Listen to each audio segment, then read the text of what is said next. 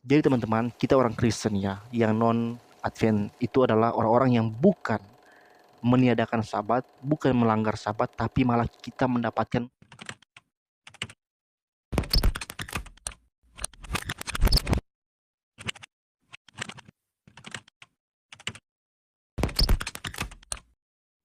Guys, kalian pernah mendengar nama Ellen G. White?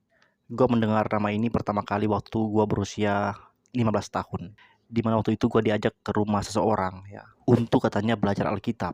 Seseorang ini adalah orang yang masih saudara jauh dengan saya, yang kebetulan dia adalah seorang Adventis. Gue menjadi tertarik belajar kepadanya karena dia memberikan gue pertanyaan seperti ini. Tahu nggak, kalau ibadah di hari Minggu itu adalah ibadah yang nggak sesuai dengan Alkitab? Karena ibadah Minggu itu adalah ibadah kepada Dewa Matahari, dan sebenarnya yang benar itu adalah ibadah hari Sabtu. Sabtu dari kata Sabat. Di Alkitab, kita di hukum keempat itu dikatakan harus pelihara hari Sabat, bukan hari Minggu. Hari Minggu adalah hari dari penyembahan kepada Dewa Matahari sebelum Roma menjadi Kristen, dan itu diganti kepada Yesus. Lalu waktu itu gue sempat langsung hampir percaya, tapi gue pikir kan, yang penting kan cuma masalah harinya aja. Kita kan tetap menyembah Yesus, bukan menyembah Dewa Matahari. Tapi dia mengatakan bahwa kalau kamu melanggar hukum satu aja dari 10 hukum, maka kamu melanggar seluruhnya dan kamu tidak mentaati perintah Allah. Guys, lewat percakapan itu gue menjadi sangat susah tidur guys, karena gue pikir wah selama ini gue melanggar perintah Tuhan berarti dong. Karena gue pikir wah selama ini ternyata gue salah, gue ini menyembah siapa sebenarnya, gue ini gak taat perintah Tuhan atau gimana, gue ini selamat nggak. Akhirnya pas ketemu dia lagi, dia ajak gue untuk belajar lebih dalam lagi tentang Advent, tentang Alkitab. Dan gue datang guys, lengkap dengan pulpen dan Alkitab Pak. Dan di pertemuan-pertemuan informal itulah gue disusupkan tentang ajaran tentang apa itu hari Minggu, hari Sabat, sampai antikris, arti angka 666, jumlah orang yang selamat dan sebagainya, sampai saya mendengar satu nama yaitu Ellen G. White. Orang yang sangat berpengaruh dalam Adventis, dan sebagian besar dari SDA percaya bahwa salah satu pendiri gereja ini, Ellen G. White ini, diilhami oleh Allah sebagai seorang nabi.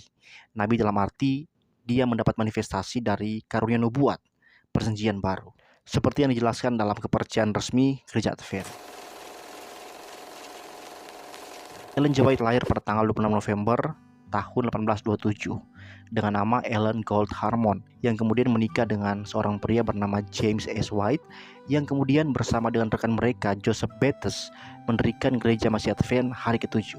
Teman-teman, kisah Ellen ini bermula semenjak dia masih kanak-kanak. Ellen bersama dengan adik kembarnya Elizabeth, ya anak dari Robert dan Eonika Harmon yang merupakan petani dan pembuat topi. Mereka tinggal di sebuah pertanian kecil dekat desa Gorham Mine, yang kemudian beberapa tahun setelah kelahiran dari kembar ini, Robert ayah mereka menjual lahan pertanian dan pindah ke kota Portland, Maine. Suatu ketika di sore hari saat pulang sekolah, waktu itu Ellen masih berusia 9 tahun, Ellen mendapat luka parah di wajahnya oleh karena lemparan batu yang dilemparkan oleh teman sekelasnya. Dan oleh karena lemparan tersebut, Ellen koma selama 3 minggu. Dan oleh karena cedera di hidung itu, Ellen juga menjadi sangat menderita selama beberapa tahun di masa remajanya, hingga ia harus berhenti sekolah. Untuk mengenang peristiwa itu, dia menulis seperti ini.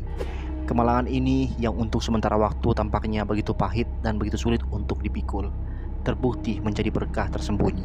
Pukulan yang kejam yang menghilangkan kegembiraan adalah sarana untuk memalingkan mata saya ke surga. Dan saya mungkin gak akan pernah mengenal Yesus bila gak mengalami masa-masa suram di awal kehidupan saya. Itu telah menuntun saya untuk mencari penghiburan dalam dirinya.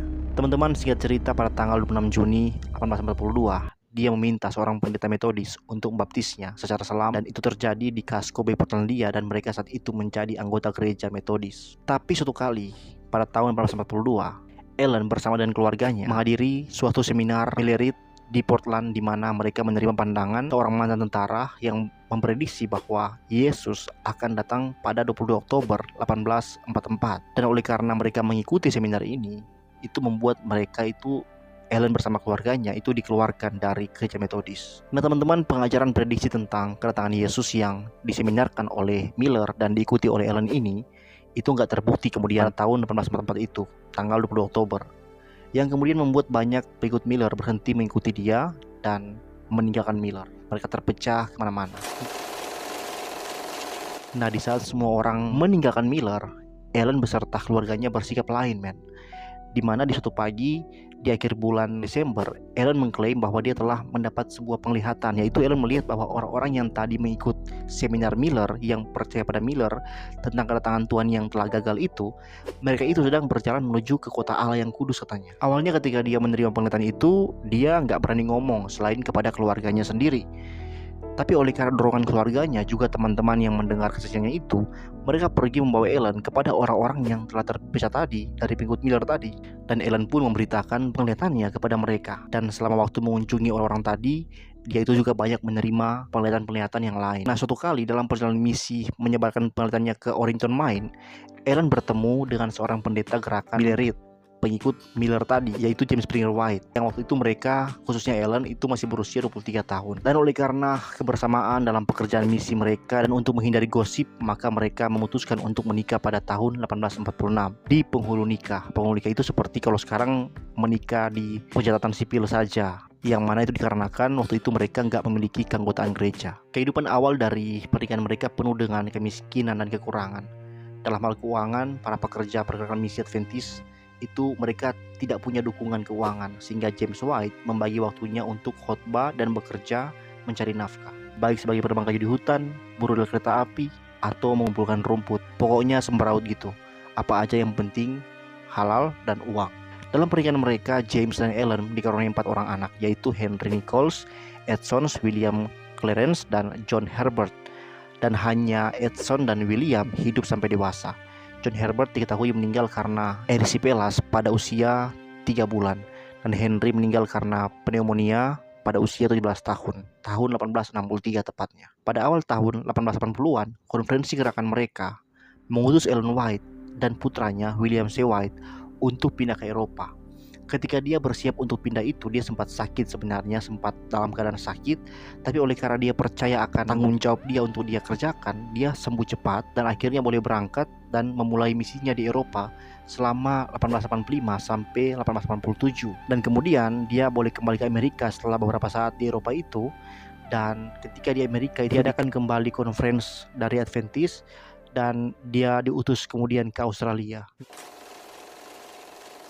Nah, menarik guys ketika di Australia ini, karena waktu di Australia dia mengaku mendapatkan penglihatan dari Tuhan untuk membeli sebidang tanah yang gersang di Corranbong, New South Wales. Dan permintaan ini itu menuai kontroversi karena mencari lahan untuk perguruan tinggi tampaknya menjadi tugas yang sukar untuk gereja sekecil Advent pada masa itu. Mereka nggak punya uang untuk mendukung proyek berdasarkan penglihatan Ellen itu. Selain itu juga seorang ahli pertanian dari pemerintah yang ditugaskan untuk memeriksa tanah yang dilihat Ellen itu melaporkan bahwa lahan itu adalah tanah yang sangat tandus, yang sangat tidak berkualitas untuk ditinggali.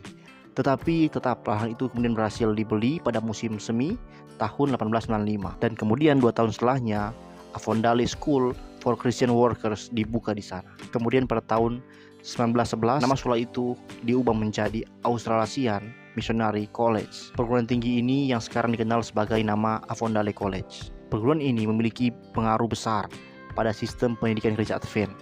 Dan begitu pekerjaan pendidikan dimulai di Avondale, Ellen White membuka beberapa program misionaris medis dan mendirikan sebuah sanatorium. Selain membuat artikel mingguan di Australia, Ellen pada tahun 1898 dia menyelesaikan karyanya yaitu Desires of Ages. 2 tahun kemudian dia menyelesaikan bukunya yang berjudul Thoughts from the Mount of Blessing, Crisis Object Lessons, dan Testimonies of the Church jilid 6 yang diterbitkan pada tahun 1900. Nah teman-teman, kemudian Ellen kembali mengaku mendapat penglihatan dari Tuhan, di mana pada suatu hari pada tahun 1900 itu Ellen White memberitahukan bahwa instruksi ilahi datang kepadanya bahwa ia harus kembali ke Amerika. Akhirnya diputuskan dia kembali ke Amerika dan dia tinggal di desa Elmshaven, beberapa mil dari kota kecil di Helena, California Utara. Pada akhir tahun 1905 di Amerika, dia menyelesaikan The Ministry of Healing, sebuah buku yang berhubungan dengan penyembuhan tubuh, pikiran, dan jiwa. Dia juga menerbitkan buku edukasi pada tahun 1903 dan 2 jilid buku kesaksian-kesaksian dari gereja, jilid 7 dan 8, diterbitkan pada tahun 1902 dan 1904. Selama tinggal di M7, Nyonya White mendorong gereja di California Selatan untuk mendirikan sebuah sanatorium di Loma Linda, yang kemudian sekarang ini dikenal sebagai Loma Linda University Medical Center. Beberapa tahun berikutnya, Ellen White mendorong untuk mendirikan Paradise Valley Sanatorium dekat San Diego. Luar biasa ya guys ya, bahkan sampai di Indonesia hari ini banyak sekali yang namanya universitas, rumah sakit, bahkan sekolah-sekolah Advent ya di seluruh Indonesia. Nah teman-teman, karena usia dan kondisi fisiknya yang semakin lemah, Ellen White mengurangi waktunya untuk melakukan perjalanan misi. Dia tinggal di desa untuk secara intens menulis sejumlah buku yang menyajikan instruksi penting untuk gereja Advent. Intensitasnya ini melahirkan juga kembali buku jilid 9 dari kesaksian gereja atau Testimonies of the Church, dan diterbitkan pada tahun 1909. Pada tahun 1911, The Acts of the Apostles diterbitkan. Pada tahun 1913, Counsels to the Parents dan Teachers dicetak. Dan pada tahun 1914, naskah Gospel Workers dia selesaikan. Dan terakhir, dia tulis buku Prophets and Kings. Itu di bulan-bulan aktif penutupan kehidupan Ellen White. Dia khususkan untuk menulis buku itu. Pada suatu pagi di tanggal 13 Februari 1915, Ellen White tersandung dan jatuh. Dan dari pemeriksaan sinar X diketahui bahwa adanya patah tulang di sebelah kiri pinggul dia, yang membuat dia selama 5 bulan hanya tinggal di tempat tidur atau kursi rodanya. Kemudian kehidupannya berakhir pada 16 Juli 1919 pada usia 87 tahun. Dia dimakamkan di samping suaminya di Oak Hill Cemetery, Battle Creek, Michigan. Teman-teman, dari Ellen ini sampai hari ini gereja Advent itu mempercayai bahwa Alkitab adalah firman Tuhan yang diwahyukan Tuhan, diilhami oleh Roh Kudus, dan tulisan-tulisan Ellen itu bukan tambahan kanon kitab suci menurut SDA. Tulisan-tulisan Ellen tidak dapat digunakan menggantikan studi Alkitab. Gereja Advent itu nggak percaya bahwa Alkitab hanya dapat dipahami lewat tulisan-tulisan dari Ellen White. Namun demikian, Ellen White ini tidak lepas dari kontroversi. Selain banyak nubuatan kedatangan Tuhan yang terbukti tidak terjadi dalam sejarah gerakan ini, karena sempat dikabarkan bahwa saat Miller gagal di tahun di mana dia mengatakan Tuhan akan datang, itu Ellen mengklarifikasi bahwa ternyata bukan di tahun itu tapi di tahun depan. Tapi itu pun tetap nggak terjadi. Nah, selain itu juga banyak kontroversi yang terjadi, termasuk diantaranya tentang penekanan pada Sabat yang sudah terlalu berlebihan dan sudah terindikasi menyimpang dari ajaran Alkitab tentang hari Sabat, di mana kita percaya bahwa yang pertama, Sabat itu disinggung dalam Kejadian 2 ayat 2-3. Peraturan Sabat itu nggak diberikan kepada manusia hingga diperintahkan pada Israel di padang gurun. Kita boleh cek dengan Nehemia 9 ayat 13-14. Yang kedua, Sabat diberikan bukan kepada manusia secara umum, tapi kepada Israel saja sebagai tanda perjanjian yang khusus antara Israel dengan Allah. Kalau kita cek di Keluaran 31 ayat 12-17. Kemudian yang ketiga, bahwa Ellen White itu terindikasi menambahi informasi Alkitab ketika dia mengajarkan bahwa Adam dan para bapa leluhur itu memelihara Sabat. Padahal Alkitab sama sekali nggak menyinggung masalah ini. Bahkan hal ini nggak mungkin benar, karena jika Sabat telah dipelihara oleh manusia secara umum sejak penciptaan, maka tidak mungkin hari Sabat diberikan kepada Israel sebagai sebuah tanda khusus. Tapi bertentangan dengan semua itu, SDA mengajarkan hari Sabat tetap mengikat bagi orang percaya perjanjian baru. Dikutip dari Bible Footlights halaman 37, dikatakan begini: dari sini terlihat jelas bahwa semua dari 10 hukum masih mengikat dalam dispensasi Kristen, dan bahwa Kristus tidak berpikiran mengubahnya. Salah satu perintah ini adalah pemeliharaan hari ke-7 sebagai hari Sabat. Namun melawan itu teman-teman, Alkitab mengajarkan yang pertama, perjanjian baru adalah satu-satunya pembimbing tanpa salah mengenai bagaimana dari hukum Musa yang masih mengikat bagi orang percaya sama gereja. BB dengan jelas mengajarkan bahwa orang percaya hari ini itu nggak terikat kepada hukum Sabat. Kolose 2 ayat 16-17. Karena itu janganlah kamu biarkan orang menghukum kamu mengenai makanan dan minuman, atau mengenai hari raya, bulan baru, ataupun hari Sabat. Semuanya ini hanyalah bayangan dari apa yang harus datang, sedang wujudnya ialah Kristus. Yang kedua, bertentangan dengan itu, Alkitab mengajarkan menurut surat-surat perjanjian baru, masalah Sabat sama sekali nggak relevan bagi gereja. Dalam semua instruksi yang Allah berikan kepada jemaat-jemaat dalam surat-surat, hanya ada satu bagian yang menyinggung tentang Sabat, yaitu Kolose 2 ayat 16. Dan itu pun untuk menunjuk pada kita bahwa Sabat gak mengikat orang percaya perjanjian baru. Jadi aneh sekali teman-teman bahwa surat-surat PB hanya menyinggung Sabat satu kali, dan itu pun menunjukkan bahwa Sabat itu gak berlaku lagi. Tetapi SDA begitu menekankannya, dan jelas oleh karena itu pemahaman dari SDA bertentangan dengan pemahaman para rasul. Yang ketiga teman-teman, Sabat adalah tipologi atau simbolik akan hari keselamatan. Ibrani 4 ayat 9-10. Jadi masih tersedia suatu hari perhentian, hari ketujuh bagi umat Allah. Sebab barang siapa telah masuk ke tempat perhentiannya, ia sendiri telah berhenti dari segala pekerjaannya, sama seperti Allah berhenti dari pekerjaannya. Dalam ayat ini teman-teman, Sabat dipresentasikan sebagai simbolik hari keselamatan. Sebagaimana Allah beristirahat pada hari ketujuh dari pekerjaan penciptaannya, orang percaya hari ini akan beristirahat dalam pekerjaan keselamatan Yesus Kristus yang sempurna.